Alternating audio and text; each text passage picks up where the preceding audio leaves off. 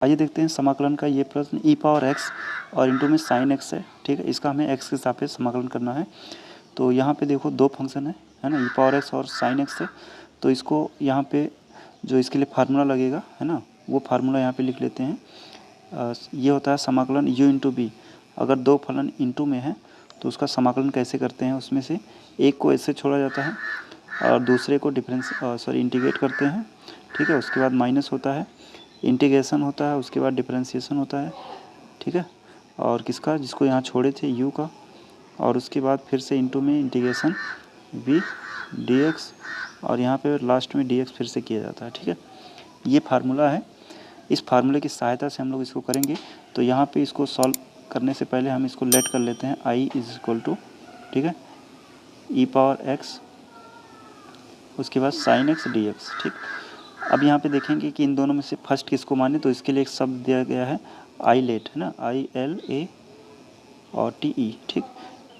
इसमें आई जो है इन्वर्स है और एल लॉग है, ए अलजेब्रा है और टी ट्रिग्नोमेट्री है ना, ई एक्सपोनेंशियल। तो इसमें से देखा जाए एक्सपोनेंशियल है, एकदम लास्ट में है तो इसको सेकंड मान लेंगे, ठीक है। और वहीं पे साइन एक्स जो है वो फर्स्ट हो जाएगा।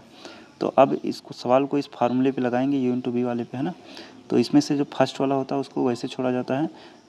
तो i इज इक्वल टू, यहाँ पे हमने साइन एक्स को वैसे लिख दिया, ठीक है।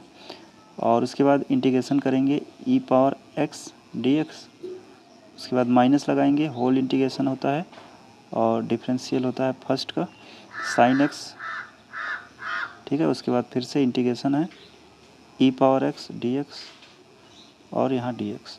इतना समझ में आया, ठीक। फार्मूले पे रखा गया है। अब यहाँ से समाकलन कर लेते हैं।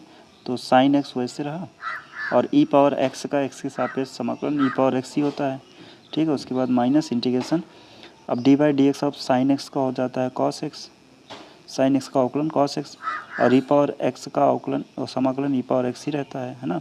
और ये वाला डी एक्स यहाँ पे आ गया।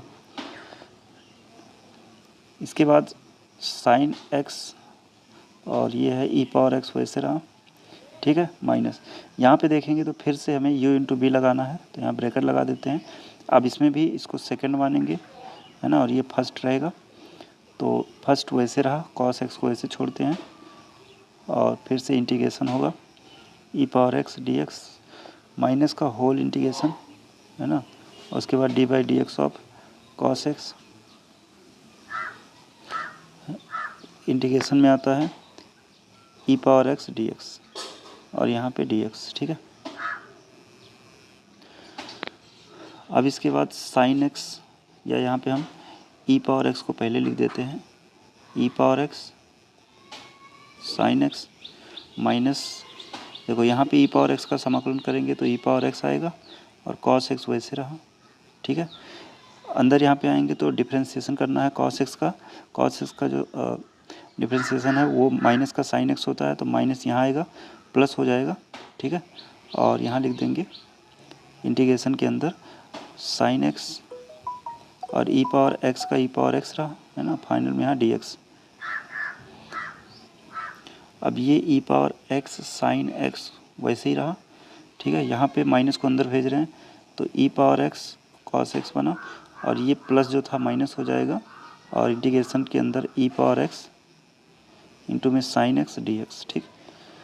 इतना क्लियर हो गया। अब देखो यहाँ से क्या है, ये जो ई पावर एक्स साइन एक्स है ना, इसी को हमने आई माना था शुरू में, देख सकते हैं, है ना। ये यहाँ पे आई बराबर यही तो था, तो अब जहाँ पे ये है उसकी जगह हम आई रख सकते हैं और इस तरफ भी आई ही चल रहा था। और यहाँ देखो तो इन दोनों में से ई पावर एक्स कॉमन ले सकते हैं, ठीक है। ब्रैकेट में बचेगा साइन एक्स माइनस का कॉस एक्स और माइनस इसको हम आई लिख देते हैं, ठीक है। अब ये आई और ये दोनों एक तरफ करें तो यहाँ पे हो जाएगा 2i और ये रहेगा ई पावर एक्स ब्रैकेट के अंदर sign x minus cos x और प्लस का c, ठीक है। अब यहाँ से 2 को नीचे भेज देते हैं तो i इक्वल टू आ जाएगा 1/2 ई पावर एक्स ब्रैकेट में रहेगा sign x minus cos x plus का c, ठीक है। यही इसका आंसर बनेगा।